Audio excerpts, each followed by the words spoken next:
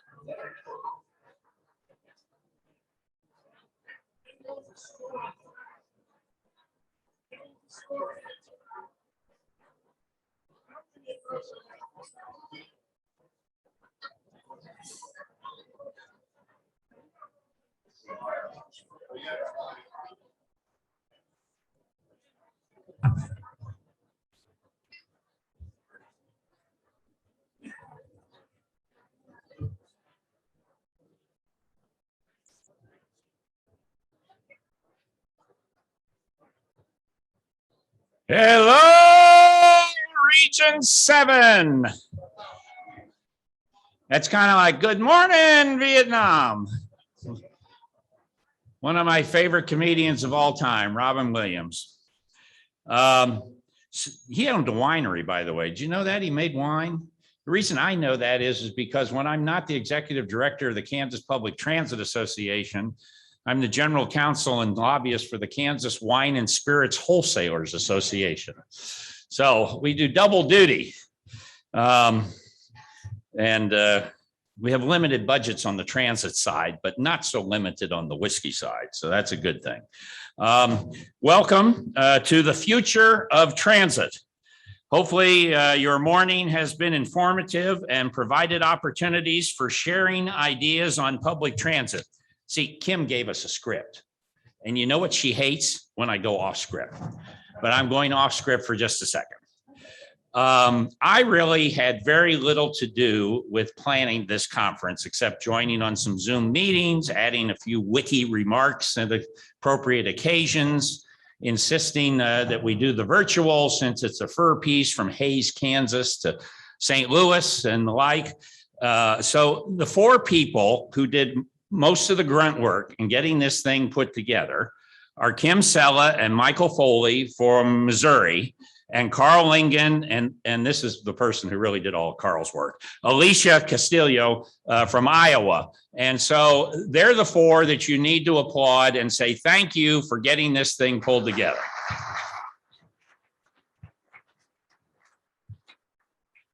The other thing is, and being an association director type and doing my own conferences when we're not doing what we would normally refer to as a MINC conference. You know, MACT refers to Region 7 as MINC. It's Missouri, Iowa, Nebraska, Kansas. So it's the MINC district. When we're not doing it, and this year, Nebraska thought they didn't know St. Louis existed, so they didn't come. On the back of your program, there is a thank you to vendors.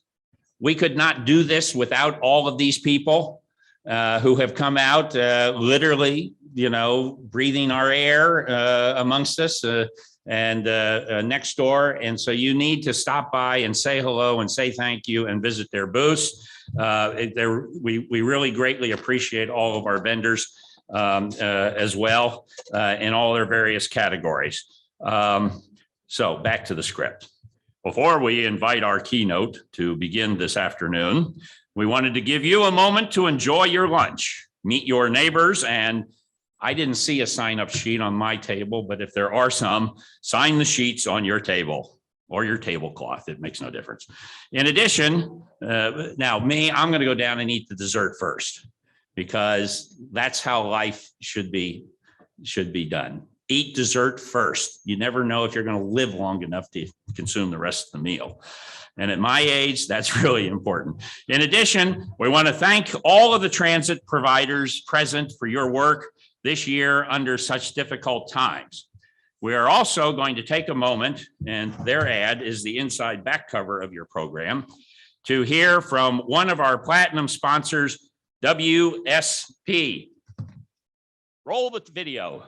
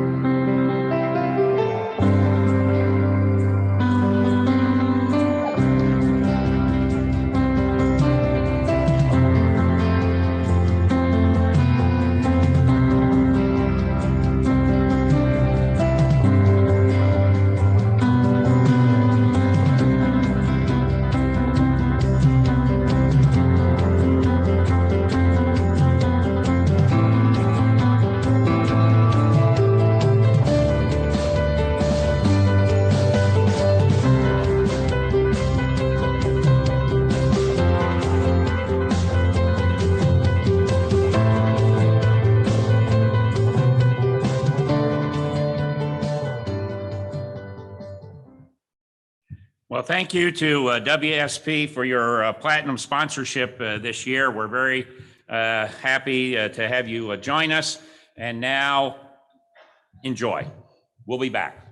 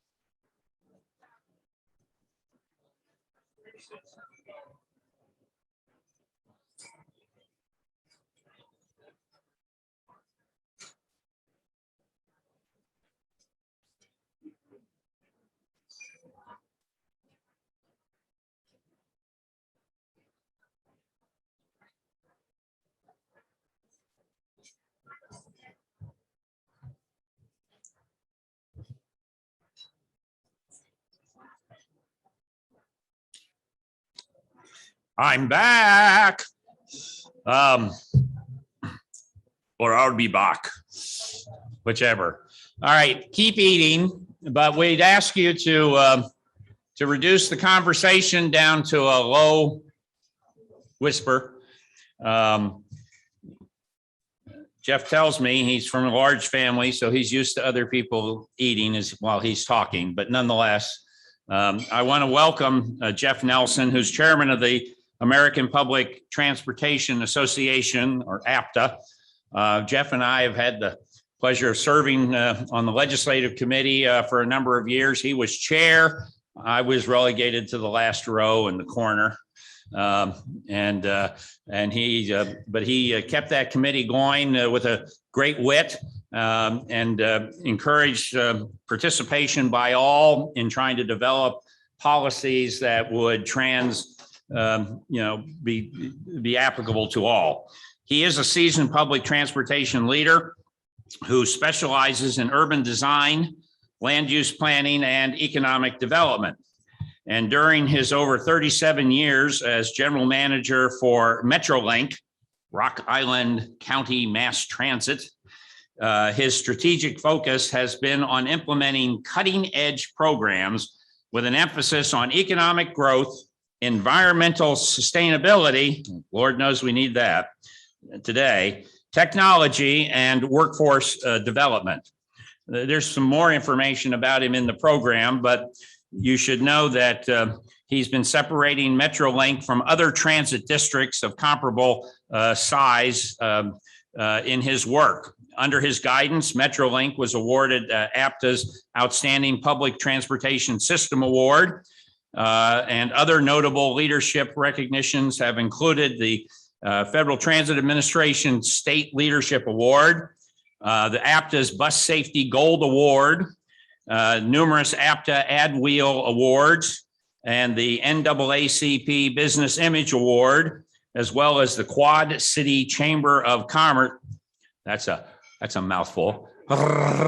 Get the tongue working. The Quad City Chamber of Commerce's Multimodal Award, and various community and civic sustainability awards for excellence in environmental planning.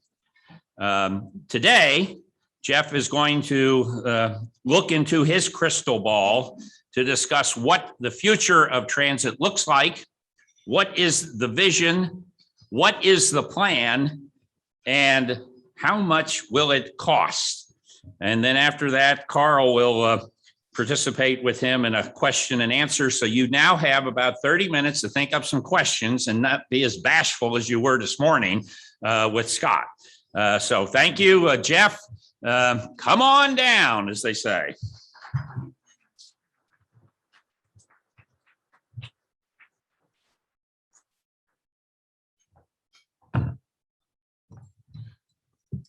Well, thank you, Chuck. And even though you claim you're sitting in the back of the room, I could hear you loudly. So now Chuck and I go way back, and coming from a smaller property and moving into that legislative slate was a little unique.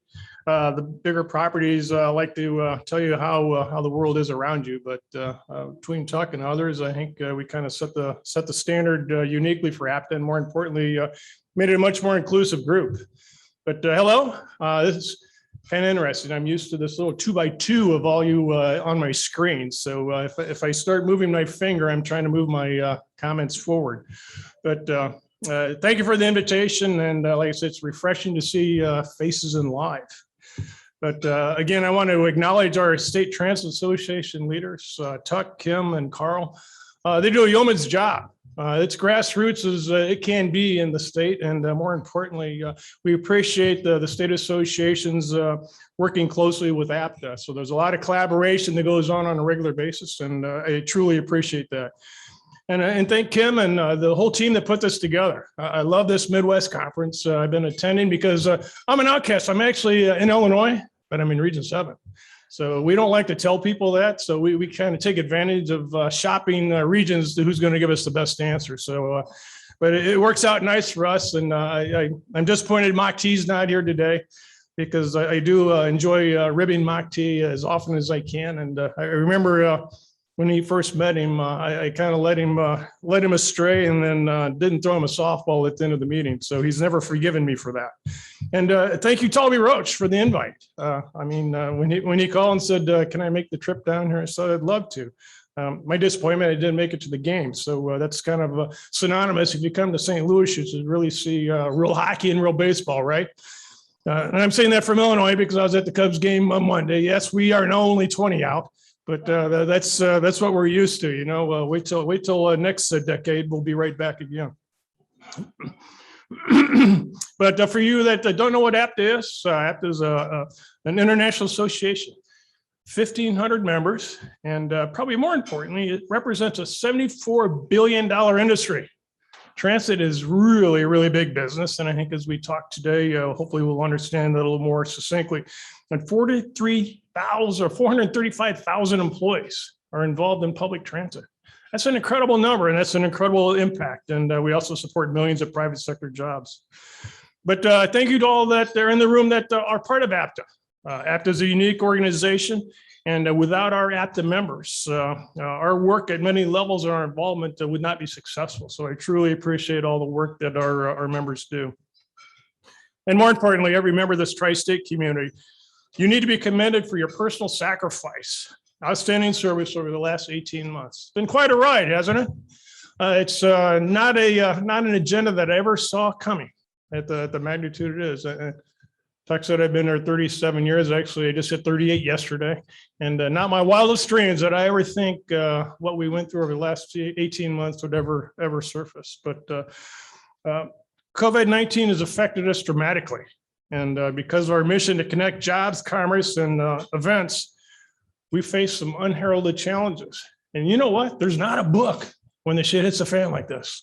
So it's so interesting when my staff came in and said the governor is closing the state. I said, what does that mean? I don't know. So do we keep working? I don't know. And the worst part about all of it, every eye in the room is now fixated on you for that answer. I'm going, whoa, let's not miss a beat. Let's keep rolling. I can't believe they're going to lock the doors. I said, we got hospitals, we got medical. I said, dang, we got grocery stores. I said, there's no way we're going to stock up tomorrow, just hunker down for the next month. I said, so we have to keep operating. I called the county health department. I said, what does this mean? Do we keep operating? I don't know. So we made that decision. Yes. We're not going to miss a lick. And thank God I had a group of employees that coalesced around the idea. And even our frontline folks said, we're in. So we did things that weren't popular at the time. The mask, we were issuing masks to our employees when we had some guys saying, don't you dare take them from the doctors. We were handing out gloves and alcohol wipes for the buses and kind of like everybody else. But I think, you know, the employees appreciated that. And without that confidence, I don't think they would have come to work.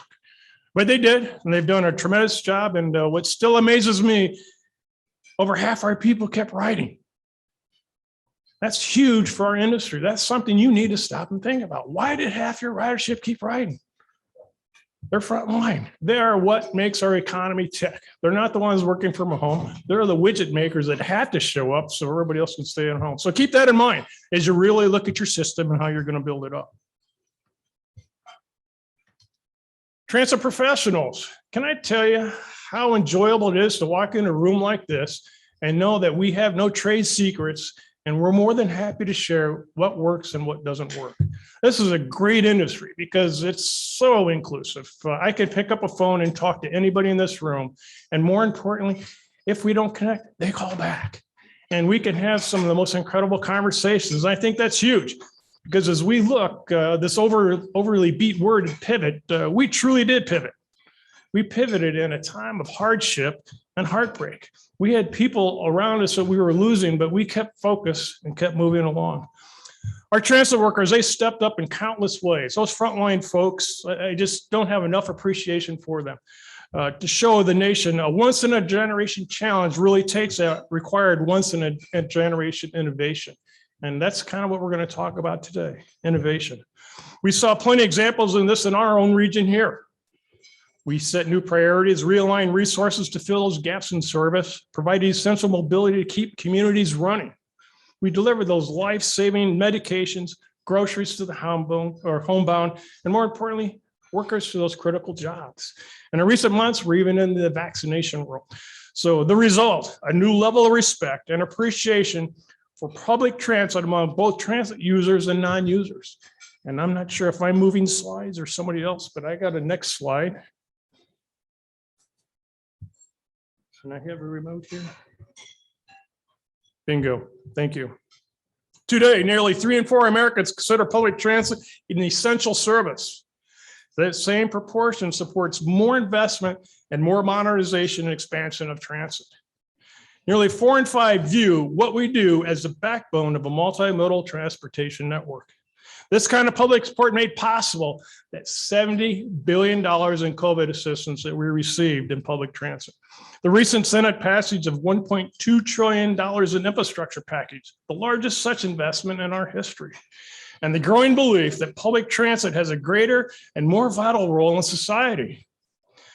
We are to repair, strengthen, and grow the U.S. economy, a model of sustainability, energy efficiency, and climate change solutions, and to advance social policies that greater access and equity for those, especially in the underserved community. That combination of increased funding, broader public support, and higher expectations for our industry bring a new set of challenges and opportunities that will define transit's future. That's what I'm here to talk to you about today.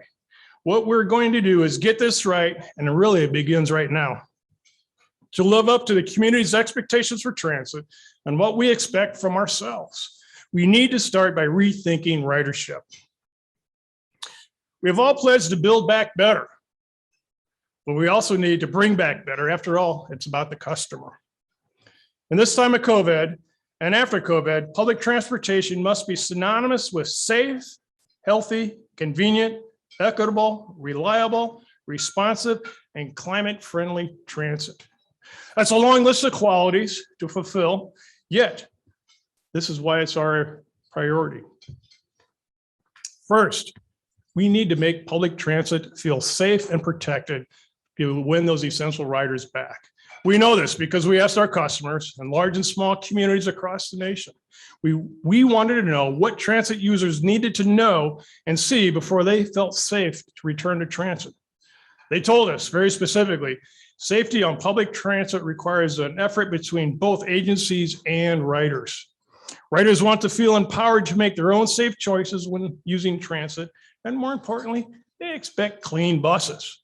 And that's a new expectation. When we started our clean buses, we felt we're always clean, but we started a new process, not only cleaning, but disinfecting. Ladies and gentlemen, that is the new benchmark. So don't think that you're going to save a couple of bucks down the road and think you're going to do away with that part of it, because that is now a living expectation, not only in our buses, in our communities around. Next slide. Based on this customer feedback, APTA created a health and safety commitment program. It consists of 4 broad pledges, both by transit agencies and transit passengers. The commitment we define are exactly the kinds of actions everyone is talking about today, not just on buses and trains, but in our workplaces, in our schools, in our events and social gatherings. They're basic, they're simple.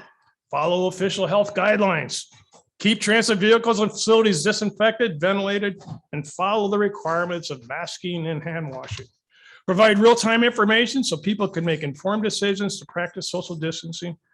And don't come to work or ride the bus if you're sick. Next slide. Today, more than 200 agencies are participating in this program. That includes Des Moines, Cedar Rapids, St. Louis, and my agency up in the Quad Cities. This translates into helping tens of millions of people stay safe. Next slide. Other agencies have embraced ridership in other ways. Ridership in Chicago, the Transit Authority, trains and buses are making a comeback thanks to a public service campaign called When You Are Ready, We Are Ready. The agency and the city are sponsoring a variety of activities, conveniences, and other welcome back to transit workers to make them feel comfortable. Next slide. RTC in Southern Nevada is helping the community get back to work in a tri-transit program, offering complimentary 7-day passes for those who are recently hired or returning back to work. We believe these initiatives have been embraced because we listen to our customers and we listen to our frontline transit employees. By listening, we learn how to give our riders and employees what they need. This is one of the most important lessons learned in the pandemic. Second, we need to adapt to a new post-pandemic world. The future isn't what it used to be. Like many of you, I learned to manage the transit agency at times when rush hours were predictable, customer service was about being on time, and routes and schedules were fixed. That world has been changing for the past 2 decades. We've known for some time that change was coming. In fact, in 2019, the year before COVID-19 hit the United States, APTA held a conference devoted entirely on transformational changes in transit and what was quickly approaching us. But the pandemic in 2020 altered the future in ways we expected and in ways we never imagined. It did more than just accelerate the changes we knew public transit needed to prepare for. In some very important ways, it replaced the world we were planning for with a very different one. Let's take 2 traditional transit destinations, shopping and work. And a decade ago, consumers began turning to Amazon and other online retailers to change ways that we shopped at our brick and mortar stores. 2,000 major retailers closed their doors in 2020. That was after an already devastating 2019, where more than 9,000 stores shut down. More than 60 major brands filed for bankruptcy last year, including vendors as variety as Brooks Brothers and Pier 1. Roughly 1,000 shopping malls will likely close by the end of this year. Over the next 5 years, another 80,000 stores, or 9% of the nation's total, will disappear in what some are calling the retail apocalypse, as e-commerce sales continue to grow. As one analyst said, people don't want to wade through a 4-story mega store to find a couple items. The pandemic taught them that they don't have to. Similar examples exist in our small retail, restaurants, and in some cases, our grocery stores. Whether it's a new pair of shoes, a birthday gift for a relative, a gourmet meal to celebrate a special occasion, or just the basics, milk, bread, and butter, going to the store is no longer essential. For more and more needs, stores are traveling to customers, not the other way around. And in the world of the pandemic also showed us the value of labor and how it's tied to work and not the workplace. To some degree, and this kind of dates me a little bit, Peter Drucker, a 1970s guru of management, he coined the label knowledge workers. It's a new way to describe that growing number of people who paid for their way they think. And it's really not the physical strength or manual skills in those jobs. But the recent shift in remote work has been so swift and so widespread that it created both an economic and a social reevaluation. Employers are assessing the pros and cons of remote work, and guess what? The pros are a lot easier to measure.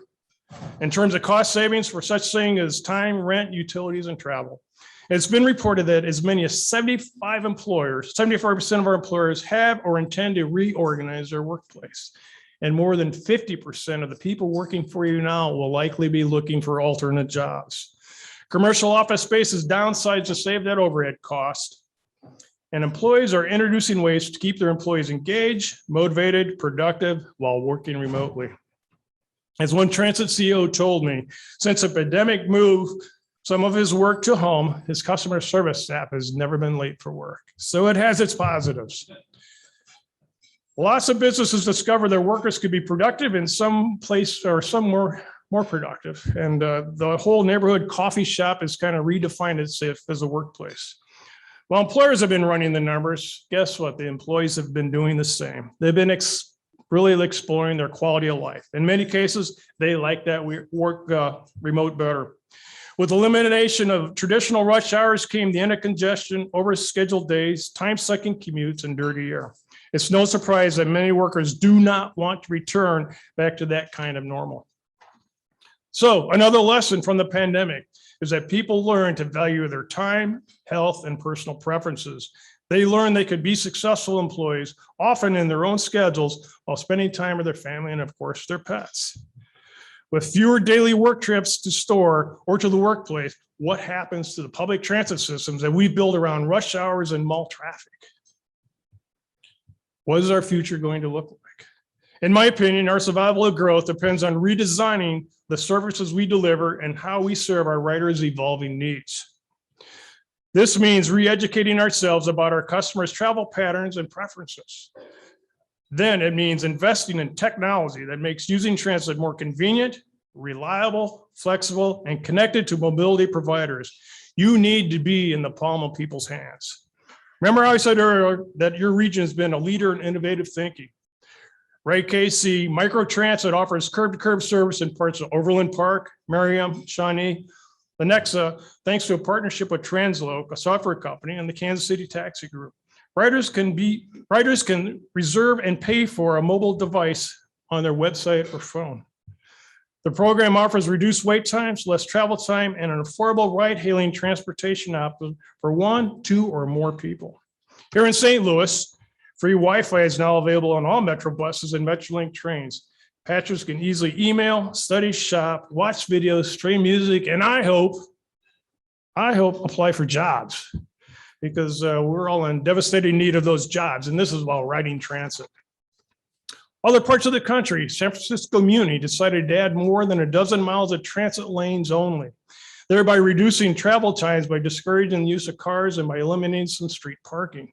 By testing this project in advance as a pilot, the transit agency proved that it would be successful versus have a consultant draw up plans for them. The advance that Kansas City, St. Louis, and San Francisco and other cities have made will open the doors to new opportunities for customers. During the next year, I predict we'll see some emergent trends in how people will prefer to travel and how they choose a particular service. As Yogi Berra said, you can see a lot by looking, and we better be looking closely at our new travel patterns. Instead of 2 daily 1-hour rush hours, transit agencies may need to organize their resources around several busy times and locations a day, or for special events sponsored by retailers and entertainers, and for new passenger perks and amenities. Soon it'll become commonplace in every community to request a ride-sharing transit van, to purchase trips on multiple modes with one click of a mobile phone, or select the best mix of mobility options, be it a private car, scooter, train, bicycle, or bus, based on the time, ease of use, and cost of travel. You need to start thinking digitally. That's how customers will get all their information, make their choices, pay for that access, and evaluate their customer service. The bottom line is the different old normal isn't coming back. We need to adapt to new different, a new normal. Next slide, please. Isn't that there already? There we go. My third point is what I call the 3 E's: electric, equitable, and endlessly evolving. These are all 3 elements that will shape much of our industry's future. Let's start with electrification. The confluence of climate change awareness, advances in technology, economic efficiency, and cleaner air during the pandemic is driving us towards electrification and low emission equipment faster than anyone predicted. We have a clear competitive advantage. I call this the Tesla event. So Tesla gets the headlines, but public transit is far ahead of private cars in this area.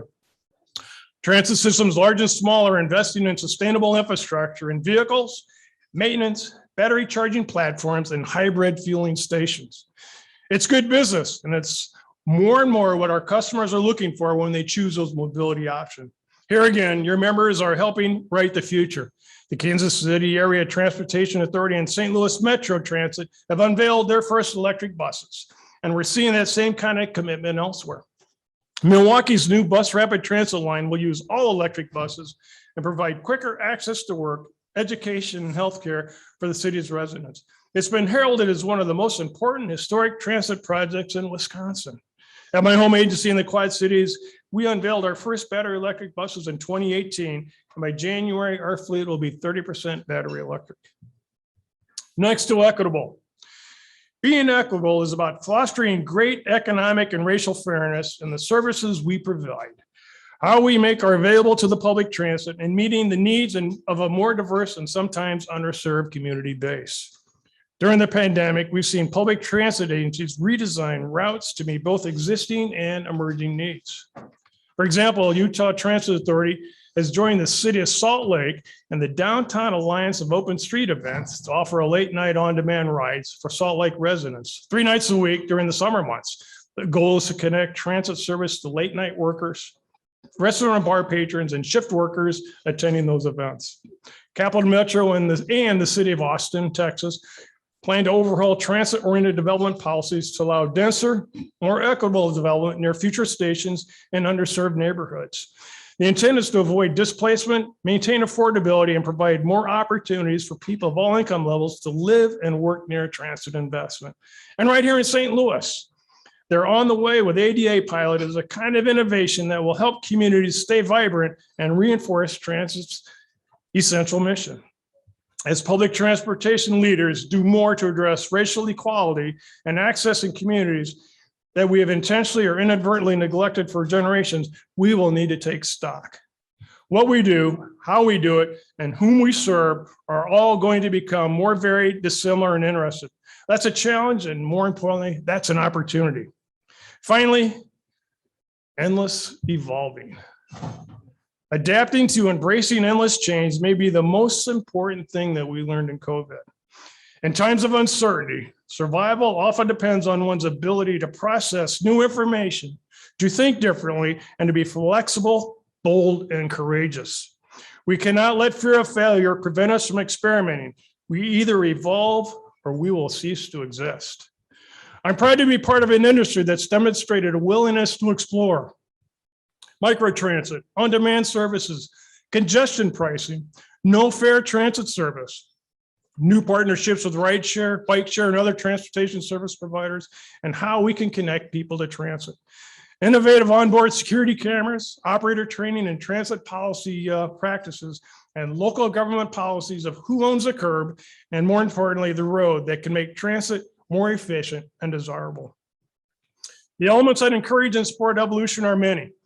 Government policies and new ideas, opportunities for continuous learning for our employees, both in the front line and in the executive suite. Partnerships, I can't say enough about partnerships. Partnerships with people and organizations beyond our transportation community. We need to be among the first to see what's coming and well before others see that. And fostering a culture within transit agencies that value and renew innovation, open discussion, challenging the status quo, and leveraging new technologies that allow us to lead rather than play catch up. This last point is especially critical because so many of these advances that made public transportation and society have been a result of technology breakthroughs.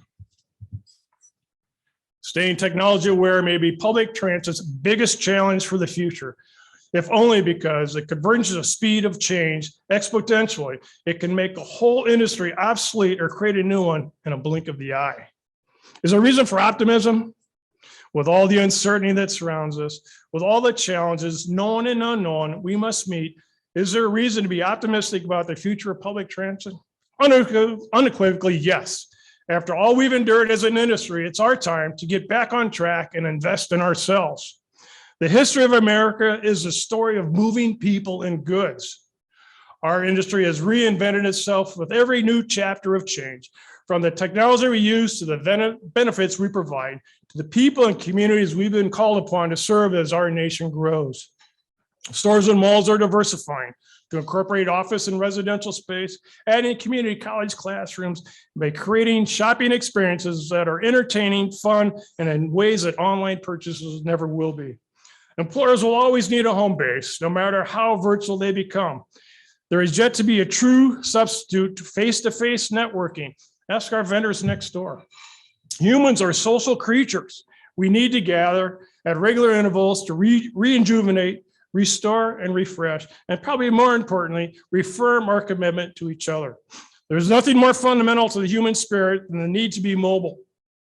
It is a force that sparks our imagination and opens pathways to life-changing opportunities. Mobility propels a promise of prosperity, of progress, and of personal freedom. Only public transportation can move large numbers of people as efficiently, safely, cleanly, and environmentally sustainable as we do every day. That's our huge advantage, and that's what we need to leverage. Reinvent traditional rush hours to become a series of daily, flexible, high-capacity times, making transit fun, enjoyable experience that people desire, introducing conveniences that make us a go-to mode of choice rather than that last or only option, and contribute significantly in ways to societal needs and to solutions for affordable housing, equitable development, and access to opportunities in the environment. The next slide. Where we must begin? Well, it begins right now to a commitment to our customers. In a wholly new way, we must show opinion leaders and the public how we are using this historic level of funding we fought for and won to create a smarter, fairer, more efficient, sustainable, and future-oriented transit. I've been in this business for 3 decades, and I know this is a once-in-a-lifetime opportunity to reinvent transportation in America. From those whom much has been given, much is expected. This is our time to prove what transit needs to be, what it can be, and how critical it is for our nation's future. It's our responsibility, it's our destiny, and it's our necessity for our continued success. I'm heartened and inspired by all the people that are here today, and more importantly, the future mobility that Iowa and Kansas, our people are writing for us. We have some great examples in our industry, and they all are right here in the Midwest. I'm going to thank you for your time this afternoon. I didn't hear a plate click, I don't think, as I sat up here. So it's a good thing. I know Tuck's been looking at my dessert since I walked up here. So again, thank you for your time this afternoon. And I actually want to leave a little bit more time just for questions, because I'm hoping what I did was challenge some thoughts. And really, hopefully, this next couple of days can be that chance to mix with the rest of your colleagues in this industry and truly understand that some of the best ideas are actually sitting in this room right now. Thank you.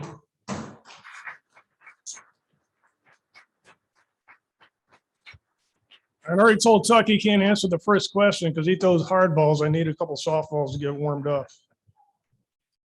I am going to ask a couple of different questions, but if you do have one, please raise your hand so we can kind of get an idea what's going on. But Jeff, thank you. One of our first questions is, what do you view as the most significant opportunity coming out of the pandemic for transit providers? I think to really reinvent ourselves. And I touched on that whole technology piece, and we have a lot of technology vendors. And it's just not necessarily the technology that we're putting on our bus. It's the technology that we gather every day in data. I think I was sharing with Robbie last night, I probably get 10,000 pounds of data every day.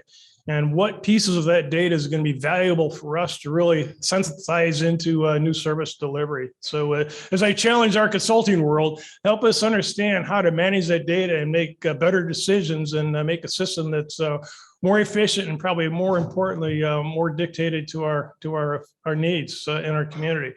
And every city is different. I'll make that abundantly clear. Not everything works the same in every city. And I think Talby Roach and I were talking earlier on that specifically, that what might work in my city may not work literally across the river over in Davenport, Iowa. We know that factually. And I really haven't quite understood how we can have such vast differences in our world, in our states, but we do. And not every size fits, but I'm thinking with the amount of data that we can collect, we can surely make a better argument to our decision makers and more importantly, influence our communities. So I think it's all tied to technology, both on buses and probably more importantly in the data that we collect every day. We have a question right here.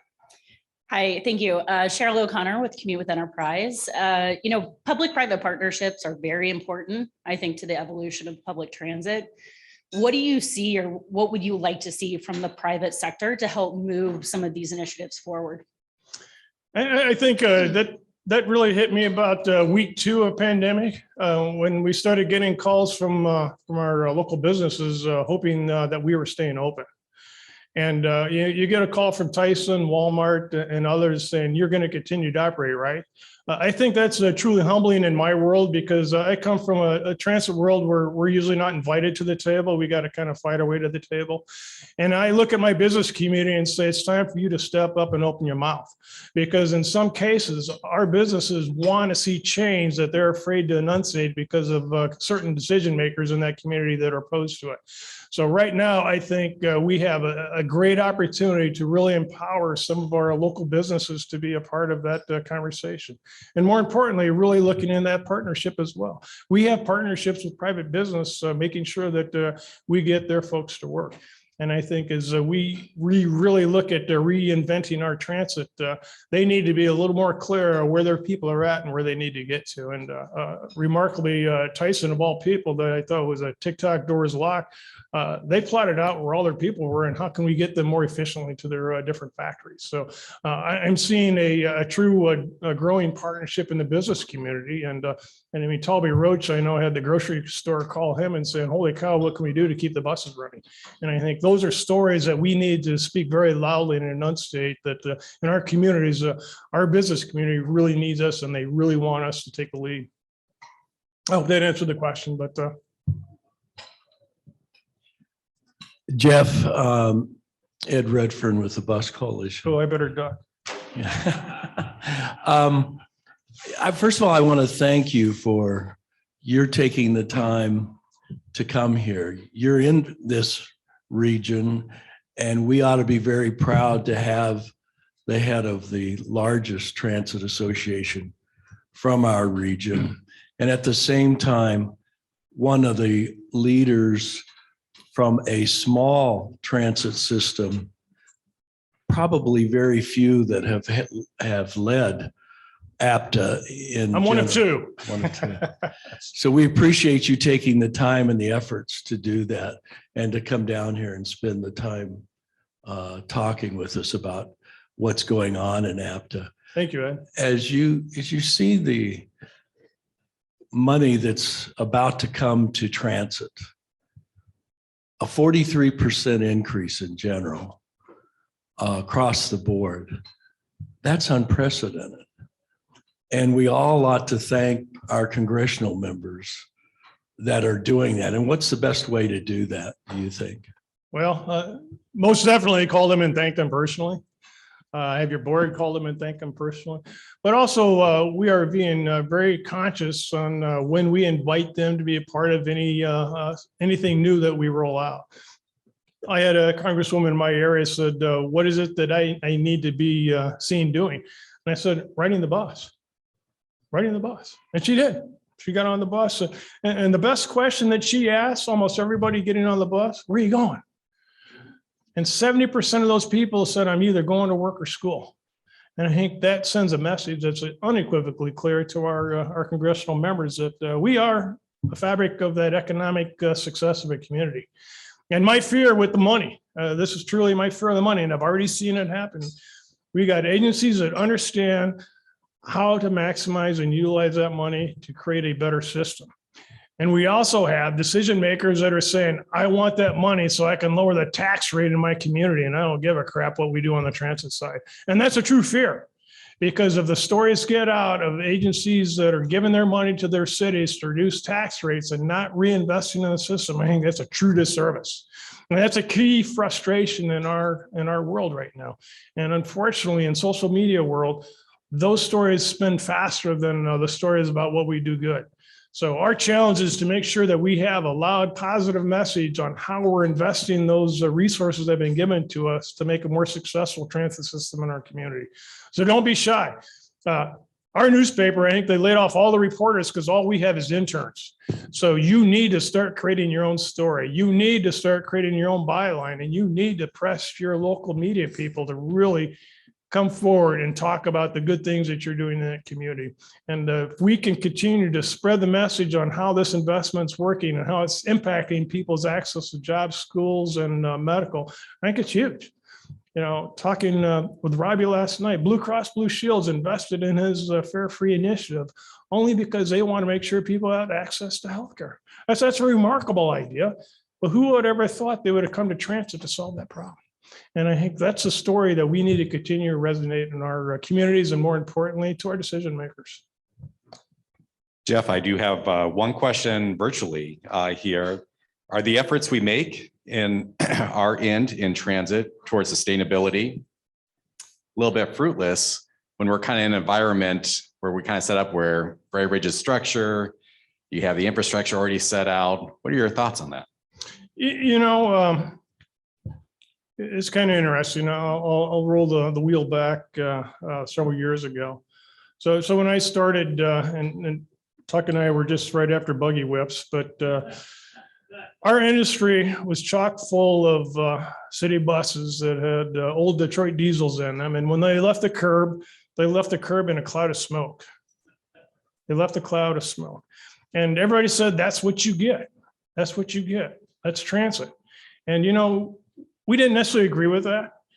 So bless the hearts of folks up in Chicago. They have a deeper bench than I do. They came up with the #1 high cetane diesel. So what that did, that was before bios and all the rest, it provided a cloud-free departure from the curb. So we switched over to that #1 high cetane diesel only for the public's viewpoint of transit, because what you see is what people think about you. So if you got a crappy rundown bus shelter or a smoky bus, that's the opinion people have of you. So lo and behold, we're into that #1 high cetane diesel, and I go to an APTA conference and I'm walking through there and I see one of our little local employers pitching a new idea. John Deere had compressed natural gas engines. I walked up, I said, what the hell you guys got here? Compressed natural gas engines. We're trying to find a market because in the world at that time, they were getting credit offsets for the diesel engines in the farm field. So they had to produce a clean burning engine to get those fuel offsets for those tractors and combines out in the field. What do you think about putting those in your bus? Dead silence in my world, because your largest employer in your community says, I want you to put them in the bus. You kind of go, I got to figure this one out. So bless the heart, we jumped into the compressed natural gas world. And to give me a ramp up, I bought a couple from Kenosha, and they were Detroit diesels that were converted to natural gas. And that was a failure right out of the blocks. I mean, we were lucky to get a half a foot per gallon of natural gas, because for you technos in there, that was a naturally aspirated engine. What they did was open up and suck. John Deere created the first CNG engine that was electronically fueled. So we got National Eldorado in California, the only bus vendor that would actually put this in our bus. And that's how I first met Dick Davis down in Kansas City, because he had those Eldorados. I wanted to know what I was getting into, and he kind of laughed and said, good luck. But it all worked out, because those natural gas engines actually got just about the same fuel efficiency as a diesel bus. So here we are now stepping into a natural gas bus world that I didn't think had much future to it. But was I wrong? I mean, we're 85% natural gas now, but that was the first time I ever had somebody call me and thank me for buying a bus. And they were non-users. And I said, we love following one of your buses up the hill now because we can see and it doesn't smell. So they didn't necessarily boil it down to the eco side of it, but holy cow, people were very, very appreciative that we were actually investing in technology. And the unique piece about all of this, and we'll get into the battery electric, there was a cost difference to get into compressed natural gas on that bus. I had not a person ever tell me or challenge me on why you're spending more on a bus. I have people challenge me saying, oh, I can't believe you spend that kind of money on any bus, but nobody said, I can't believe you're doing that for a natural gas bus. Fast forward, it's probably one of the best ideas that we ever stepped into, going to compressed natural gas. It was an incredibly positive event for us, a huge dollar savings. But here we shifted from diesel into a new eco-friendly compressed natural gas. Did it make changes in our infrastructure? Yeah, I had to put compressors in. I had to find a new way to fuel my buses. And yes, it was a change in our technology that required retraining of my workforce. So fast forward, we got a grant to buy some new diesel battery electric buses. But then we had something show up. It was called a new governor. He stopped all major investments for a year. So in that 1 year period, this Proterra shows up and says, hey, we got a battery electric bus. Let's just, you skip right over that diesel electric. So fortunately, the FTA and IDOT said, yeah, we're okay with changing the scope of that to a fully battery electric. So lo and behold, 2018, we show up with the battery electric buses. Is there a change in infrastructure? Yes. There's a change in infrastructure every time you get a new bus, because the legacy parts don't exist anymore. But I think you're doing yourself a disservice if you don't start investing in the future. I mean, you look around your house, I'm pretty sure it's not painted the same and has the same furniture that you had moved in 20 years ago. So you got to do it in a comparative format. If you keep reinvesting in your own life, your own world, you need to do it in your own vehicles. And is battery electric really the next evolution? I think so. I think so. You know, we got other concepts, the fuel cell buses out there as well. So I think there's some competition in that world. But I think I shared last night, we were all excited when that big ass bag phone came out and we had the cellular phone that we could haul around, right? That wasn't that long ago. That wasn't that long ago. And now you got these little things on your wrists like Dick Tracy. So if you're not investing in the future, I'm not sure where you're going to end up taking that transit agency. So for somebody to look at me and say, I've already got fixed infrastructure, how many times they rebuilt the goddamn bridges in this city and all the rest? All the time. And they build them a little different, a little better every time. So I think you need to continue to reinvest in your systems and make them as much friendly to the environment as you can, because that is what the communities are looking for. Hopefully it answers the virtual world up there, but don't be shy, don't be hesitant, jump in with both feet. Oh, we have one more.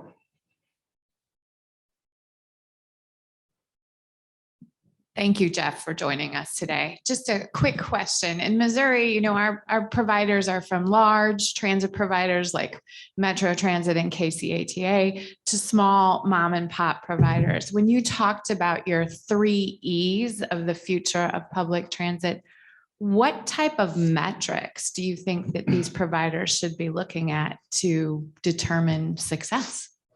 You know, and it's a relative term. And again, as we look at different cities, everybody looks at their success differently. And one of the things that I think is so vitally important right now is that we don't exclusively measure ourselves on ridership. Because I think the pandemic showed me I had 50% of our people still riding. That's a story in itself.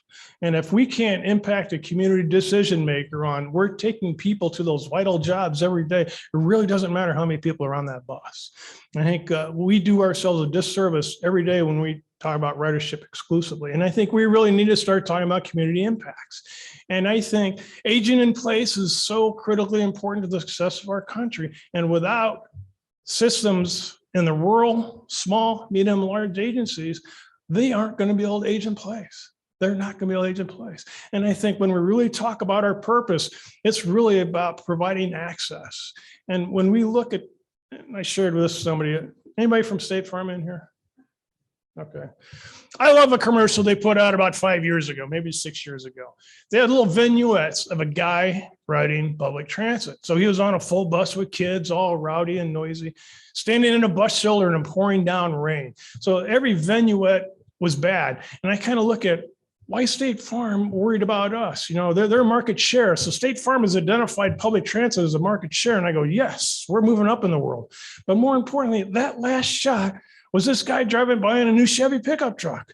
That right there is a story that we need to share. We were successful in getting that guy to his job so he could buy that new Chevy pickup truck. And if you really want to talk about how economies spin, it's really that story right there. So I think we spend way too much time talking about ridership and not the impacts that we have in our community, and really providing that access is vital for all our cities to be successful. Excellent. Can we have one more round of applause for Jeff? Thank you so much for joining us. Well, I'll be around if you got questions. I think we got another program here at 1:30, and I think we're trying to keep the bus on time. But thank you again. Probably more importantly, thank those that did show up, and more importantly, those that have logged on to join us today, because I think this conversation is growing, it's evolving rapidly, and you really need to stay on that front edge of that wave to understand what's going to be best for your agency down the road. And we got some great people, great talent, and truly innovative people in this room that I think can help you get to that point. So again, thank you all. Thank you, Jeff. All right, everyone, I know you want to get out of here. We're going right into a break. I just have a couple of housekeeping items real quick. First, don't forget to stop by our exhibitors right next door. They are the reason we can put these conferences on. Thank you to our sponsors. Thank you so much. The reception this evening is, again, at the St. Louis Gateway Arch. It'll offer a unique venue. We hope to see you there. The Arch is definitely within walking distance. So this is Washington Street right out here. You can just head down there, get a Google Maps, try to find that. However, we will have several shuttles beginning to load passengers at 6:30 p.m. on Washington Avenue. You go out to these windows, that's Washington Avenue right there, right in front of the hotel or right in front of this building here. If you prefer to take the ride on one of our sponsored vehicles, including Central States Bus Company, Creative Bus Sales, or Southern Bus and Mobility, that is fine. We will have those available and then also coming back. I also just want to let you guys know we're going into our breakout sessions right after this break. We want to just let you know that 2 sessions are kind of flipped around in their rooms. If you're going to looking for the silver lining of COVID, that is now going to be in Majestic F, and the AV testing on rural roads will now be in Majestic E. So they're just flip-flopping those back and forth. Otherwise, enjoy your break, and we'll see you this afternoon in the breakout sessions.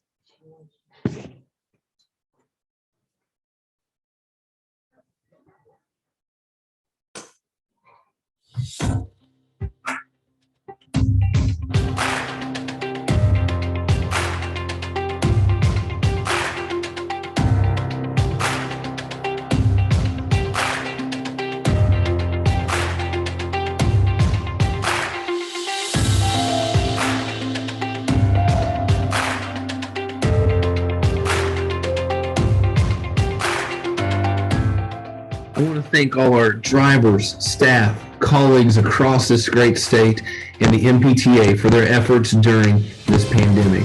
Thank you. Together we'll get through this.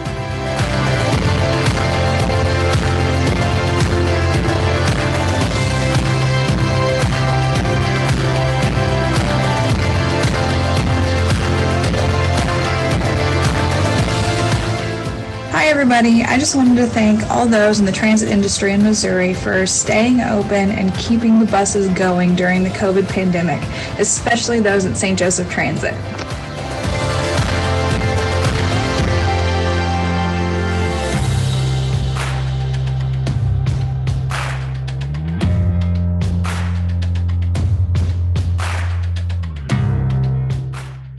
A shout out to Metro Transit and all those heroes who are out on the street moving St. Louis.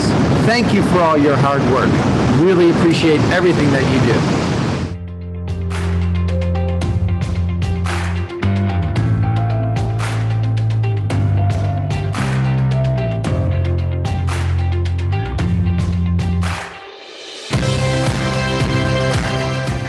Thank you, SMTS, and for all public transportation workers for the courage and dedication that you have shown through the COVID-19 pandemic. Your hard work has kept Missouri moving forward.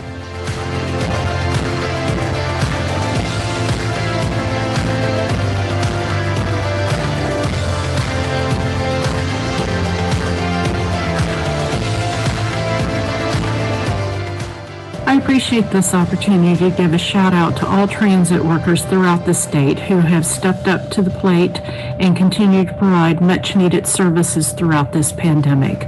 I've never been more proud to be a part of transit than I have been these past few months. And I appreciate all the hard work my coworkers and my colleagues have done to assure essential services remained. Thank you.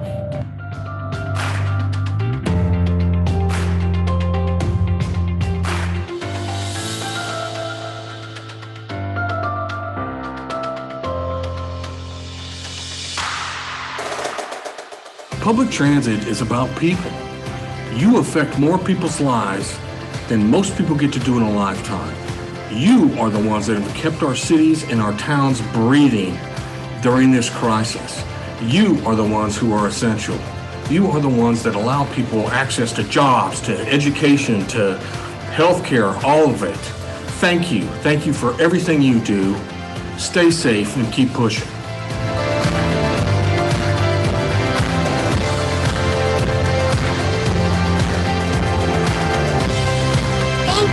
Thank you. Thank you. Thank you.